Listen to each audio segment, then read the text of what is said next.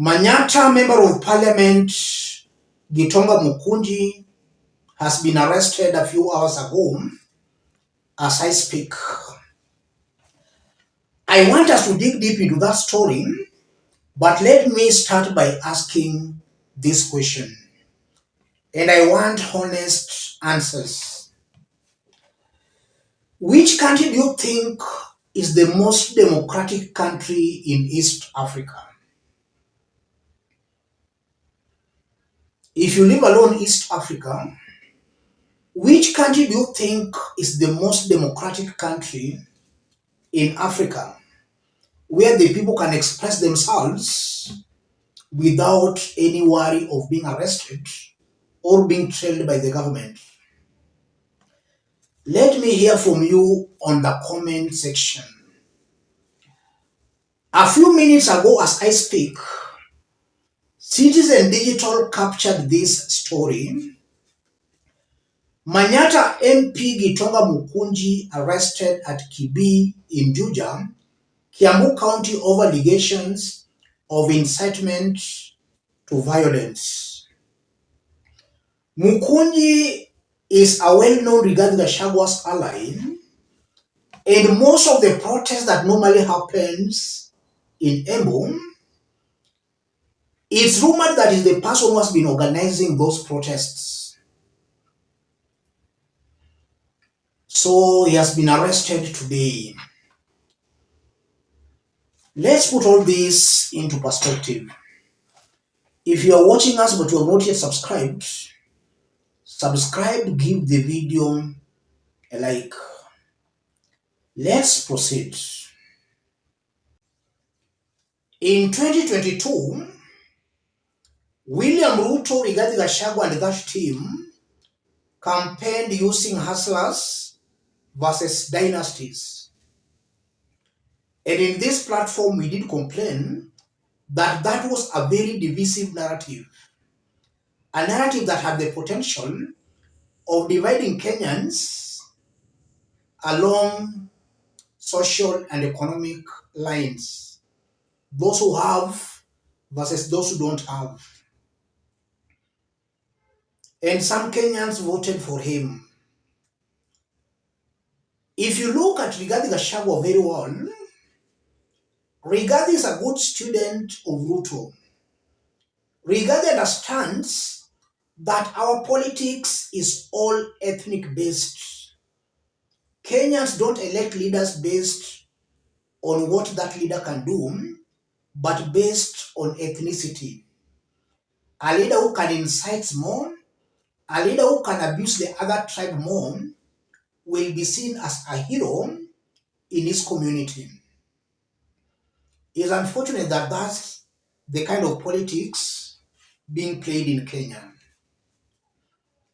When Rigathi Shago and Ruto formed government, Rigathi advanced that shareholding kind of a government, a very divisive narrative. Some Kenyans saw nothing wrong with that. They supported Rigathi Shago. After being impeached, Rigathi has brought this aspect of Cassins. You know, Cassins are people who are somehow blood related. They share some common ancestry, some family lineage. That's what Rigathi Shago has been campaigning on recently. If you read into Rigathi Shago's thinking, this Cassins narrative, he's trying to bring in the aspect of Bantus versus Nilotes versus the Kushites. That's exactly what Rigathi Shago is trying to achieve, in that he wants to mobilize Kenyans along those ethnic blocks so that Bantus can vote for a Bantu, Nilotes can vote for a Nilote. And he has been going around the country spreading that message. Rigathi has indeed been very divisive. He has not been arrested. We've just been hearing of rumors of his looming arrest but he has never been arrested. And it's very unfortunate that some leaders such as Kalonzo Musyoka are also advancing the high Cassins narrative. These are very divisive narratives. Just as I did warn in 2022, when Ruto was using Hustler's Dynasty narrative, I'm also warning in 2025 that high Cassins is a very divisive narrative that will only help in dividing Kenyans further along these ethnic blocks. Ruto's government today did an excellent job in arresting the so-called Gen Z protests. Nairobi has been peaceful. There was no looting today in Nairobi, more so in the CBD. We only saw looting on the mountain. So you can see very clearly that all along, individuals who have been looting shops in Nairobi CBD were coming from the mountain. Today they were blocked. They decided to loot where they came from. My people perish for lack of knowledge. Ruto's government has to be firm. It has to be firm to survive.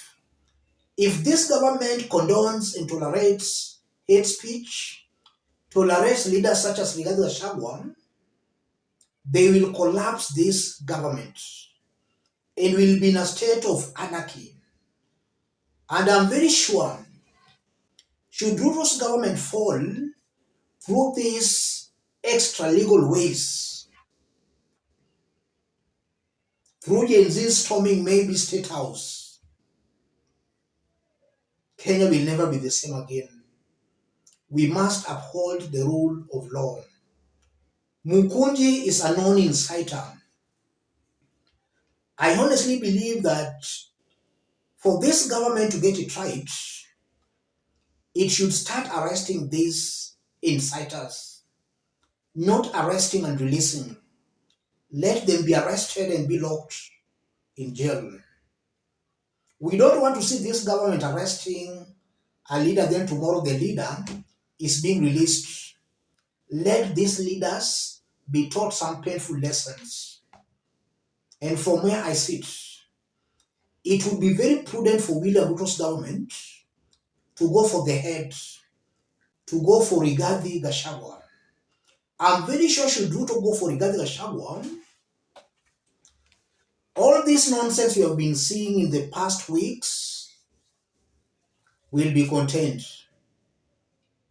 Rigathi Gachagua supporters, they can even protest one day, but the government will eventually suppress them.